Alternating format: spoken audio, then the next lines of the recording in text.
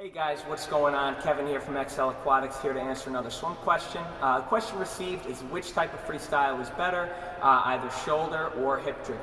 For distance swimming, both can be done very, very well, be very, very effective if utilized correctly. Hip driven freestyle is for swimmers who prefer a slightly slower turnover, typically have longer limbs, as well as like to rotate more.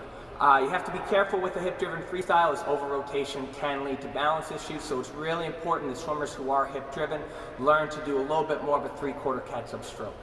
Shoulder-driven freestyle, on the other hand, is for swimmers who prefer a much higher tempo, much higher turnover, because they're flatter, not rotating as much, as well as not utilizing the legs quite as effectively.